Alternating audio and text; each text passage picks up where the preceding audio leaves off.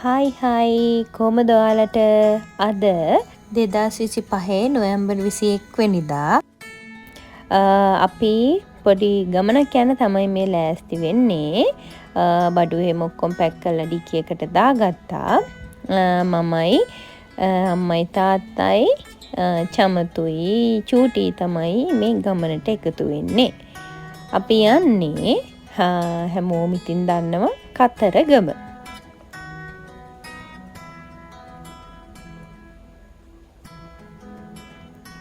අපි හයිවේ එකේ තමයි කතරගම යන්න පිටත් උනේ. යන අතරමඟදී අපි මුලින්ම නතර වුණා අර කෑම එහෙම කන්න තියෙන්නේ. අන්න එතන අපි උදේට කෑම කාලා ආපු නිසා වොෂ්රූම් ගිහින් යන ගමන් කන්න මොන හරි ගන්න තමයි අපි මෙතනට ගියේ. ඊට පස්සේ ඉතින් වටේ පිටේ ඇවිදලා වොෂ්රූම් යන අය වොෂ්රූම් උත් ගිහින් ඔය දැක්ක ෆුඩ් සිටි එකෙන් අපි තීරණය කළා මොන හරි බොන්නයි කන්නයි ගන්න. ඊට පස්සේ අපි බලලා කිරි පැකටුයි පොඩි චිප්ස් වර්ග දෙකකිනුයි අපි ගත්තා. චමතුයි මමයි චොක්ලට් කිරි පැකට් දෙකක්, අම්මා වැනිලා එකක්, තාත්තයි චූටි ස්ට්‍රෝබෙරි කිරි පැකට් දෙකක් තමයි ගත්තේ. ඊට පස්සේ අපි ඒව බිබී දැන් අපේ ගමන පටන් ගත්තා. මෙන්න මේ චිප්ස් එක මේ කොළ පාට එක හරිම රසයි. මේකත් රස නැත්තෙම නෑ. ඊට වඩා අර අනිත් චිප්ස් එක හරිම රසයි. අපි දවල් කෑමට කතරගම PNS එකට තමයි ආවේ. අනිත් තැන් අපි දෙක තුනක්ම බැලුවා. ඒ වුණාට ඒවයි සමහර වගේ ගොඩක් සෙනග හිටියා. සමහර වගේ කෑම තිබුණේ නැහැ. එහෙම ප්‍රශ්න නිසා අපි මේකට ඇවිල්ලා ෆ්‍රයිඩ් රයිස් වලින් සෙට් මෙනියු ඔප්ෂන් එකෙන් රයිස් 5ක් තමයි ගත්තේ. අරගෙන කාලා අපි ආයි අපේ ගමන පිටත් වෙනවා. ඊට පස්සේ අපි කාලා ඔක්කොම කරලා ඉවර වෙලා එළියට ඇවිල්ලා ඔන්න උතන ෆොටෝස් ටිකක් එහෙම ඉතින් ගත්තා. ඊට පස්සේ අපි දවල් කෑමෙන් පස්සේ අතුරුපසට මැජික් කෝන් ගත්තා. මේ මැජික් කෝන් එකේ අර වටේ කෝන් එක නම් ටිකක් පොඟලා තිබුණේ. ඒ වුණාට ඉතින් අයිස්ක්‍රීම්නේ අපි කෑවා. අපි හැමදාම කතරගම ආවම රොයි ඇන්ඩ් බ්‍රදර්ස් කියන ගෙස්ට් හවුස් එකේ තමයි නතර වෙන්නේ. එතන රූම්ස් ගොඩක් තියෙනවා සහ AC රූම්ස් තියෙනවා. ඉතින් අර සුව පහසුවට අපිට ඉන්න පුළුවන් තැනක් එතන. ඉතින් අපි මේ පාරත් එතනම තෝරගත්තා අපේ නවාතැන විදිහට. මේකේ මම අර කලින් කිව්වා වගේ උඩ තට්ටුවකුයි යට තට්ටුවකුයි දෙකක් තියෙනවා. ගිය පාර නම් අපි උඩ තට්ටුවේ නතර වුණේ. මේ පාර අපි පහළ තට්ටුවෙන් රූම්ස් දෙකක් තමයි ගත්තේ. මේ තියෙන අපේ රූම් එක. මේකේ අම්මයි මයි නංගි තමයි නතර වුණේ. එතන ඩබල් බෙඩ් දෙකක්, ටීවී එක, බාත්රූම් එක, මිරර් එක ඔය ටික තියෙනවා. ඉතින් අර AC තියෙන නිසා අර කිසිම ගැටලුවක් නැහැ, සුව පහසුවෙන් ඉතින් ඉන්න පුළුවන්. ඊට පස්සේ අපි වොෂ් දාලා ඔක්කොම කරලා අම්මයි මායි හවස පූජාවට ගෙනියන්න පළතුරු වට්ටි දෙක ලෑස්ති කරනවා තමයි මේ දකින්නේ. මේ තියෙන්නේ අපි පූජාවට යන්න ලෑස්ති කරගත්ත පළතුරු වට්ටි දෙක. ලොකු එක අම්මලගේ, පුංචි එක මගේ චමත්ගේ. ඊට පස්සේ අපි වොෂ් දාලා සුදු ඇඳුනුත් ඇඳගෙන මේ කතරගම දේවාලයට යන්න හදන්නේ. තාත්තා ගියා වාහනේ පාක් කරන්න. ඊට පස්සේ අපි පස් දෙනත් එක්ක යනවා දැන් මේ කතරගම දේවාලෙට. චමත්ගේ මගේ ෆස්ට් ටයිම් තමයි අපි මෙහෙම අර ටිකක් දිග කියන්නේ දුර ට්‍රිප් එකක් ආවේ. සහ අපි එන්ගේජ් වුණාට පස්සේ යන පළවෙනි ට්‍රිප් එක මේක. ඉතින් අපි දෙන්නටත් අලුත් අත්දැකීමක්. අපි දෙන්න වෙන වෙනම ඕන තරම් කතරගම ඇවිත් වෙනවා. ඒ වුණාට දෙන්නත් එක්ක එකට යන පළවෙනි වතාව තමයි මේක. ඊට පස්සේ අපි ඔය මැණික් ගඟ අහල පහල ටිකෙත් ගොඩක් ෆොටෝස් එමිතින් ගත්තා. මෙමරි එක ඒකනේ ඉතින්.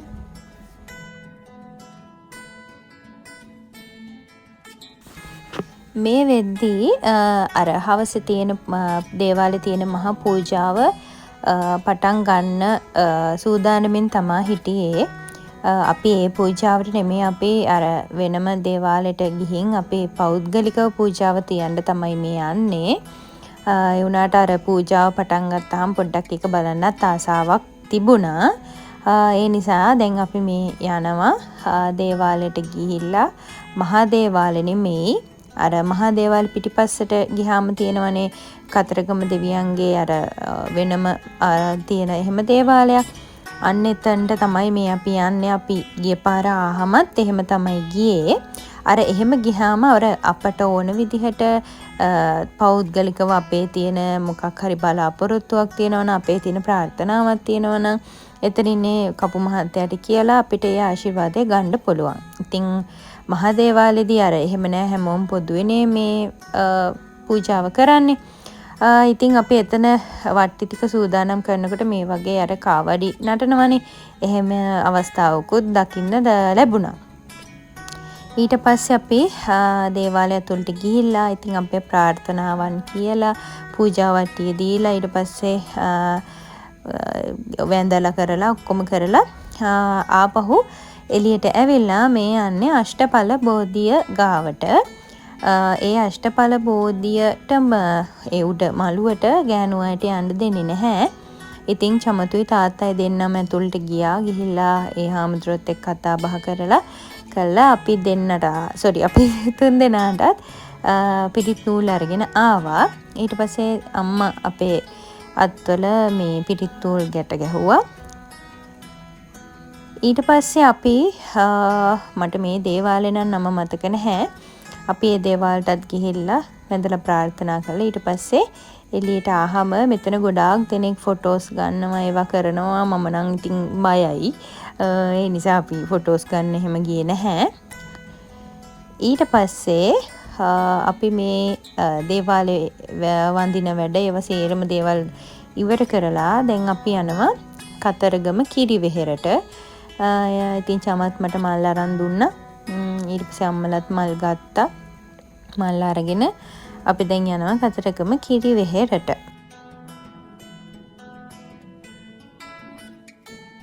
ඊට පස්සේ අපි නිදහස නම් හොයන්න නැති තරම් මොකද අපි මේ ආවේ නිවාඩු කාලෙක. ඒ නිසා ඉතින් පොඩ්ඩක් සෙනග වැඩි. හැබැයි ඉතින් අපිට පුළුවන් විදිහට අපි පොඩි නිදහස් තැනක් බලලා වැඳලා කරලා ආවා. ඊට පස්සේ මේ අපි ඇවිල්ලා චේන්ජ් එකක් දාලා වොෂ් එකක් දාලා අපි එන ගමන් කෑම අරගෙන ආවේ. ඊට පස්සේ මේ රෑට කෑම කනවා.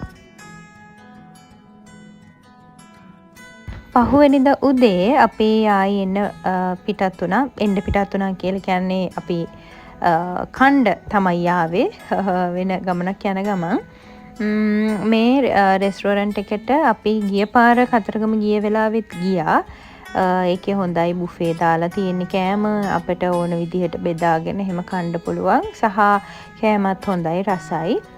ඉතින් අපි ඒ නිසා එතනින් ඇවිල්ලා මේවා තමයි අපි කෑවේ. කාලා ප්ලේන් ටී එහෙමත් බීලා තමයි අපි ඊළඟ ගමනට පිටත් උනේ. අද අපේ ප්ලෑන් එක තියෙන්නේ සෙල්ල කතරගම යන්න. අපි දෙන එක පාටට කොළ පාටටත් ඇඳගෙන මේ දැන් සෙල්ල කතරගමට යනවා. සෙල්ල කතරගමට යන්න කලින් මට කියන්න අමතක වුණා අපි ආවා අපේ ගෙවල් වලට යාළුවන්ට නෑදෑයන්ට ආච්චි අම්මලට චමත්ගේ ගෙදරට මේ කාලු දෝදොල් අරවා මේවතින් චුට්ටක් ගන්න. ඊට පස්සේ මමත් ඉතින් ගත්තා පොඩි දේවල් ටිකක්. ඊට පස්සේ අපි කෙලින්ම ආවේ අපේ නවාතැනට ඇවිල්ලා අපි බඩු ඔක්කොම පැක් කරලා මම නම් පැක් කරලාමයි ගියේ. ඒ ඔක්කොම බඩු ටික ආපහු ඩික්කියට දාගෙන ලෑස්ති වුණා. මොකද අපිට ඊට පස්සේ ප්ලෑන් එක තිබුණේ සෙල්ල කතරගම යන්න. සෙල්ල කතරගම ගිහිල්ලා එහෙමම අපි පිටත් වෙන්න තමයි අදහස් කරේ. ඊට පස්සේ අපි පේමන්ට්ස් ඔක්කොම කරලා ඉවර කරලා අපි අපිට එන්න පිටත් වුණා.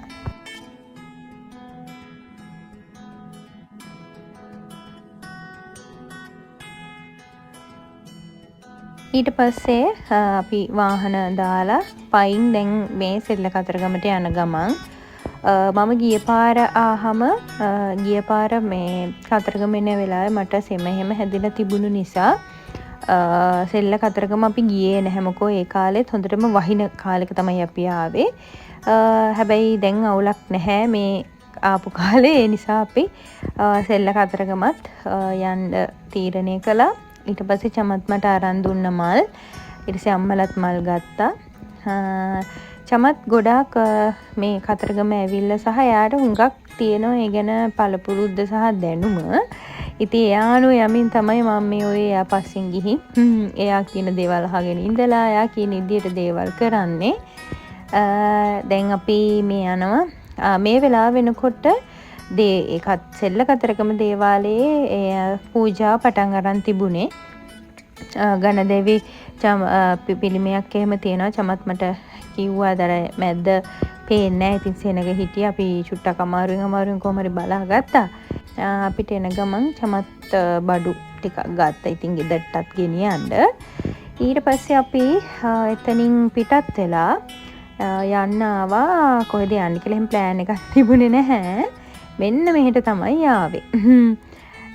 ගාලු කොටුවට ඇවිල්ලා තියෙනවා. ඉතින් ගාලු කොටුවට ඒ වුණාට අර ඒ වයිබ් එකට ඉතින් අපි කොච්චර උනත් ආසයිනේ අර ගාලු කොටුවේ ගිහින් නේද මුහුද ගාව ඒ ෆීලිං එකට.